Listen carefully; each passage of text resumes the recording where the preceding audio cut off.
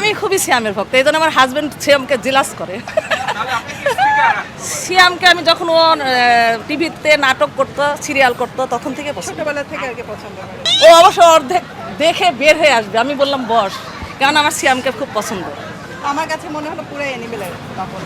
আমরা রাক্ষস মুভি দেখলাম, আমরা 3 বান্ধবী। ঈদের পর ছুটি পেলাম, সব একসাথে চলে আসলাম। আমরা একজন যেটা বলি সবাই সেটা হ্যাঁ, মানে খালি একজনের মুখ থেকে একটা কথা বের হতে হবে, বাকি হ্যাঁ বলে। সবাই হ্যাঁ।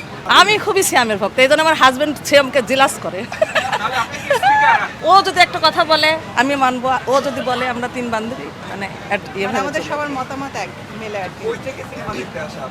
শান্তিনগর থেকে।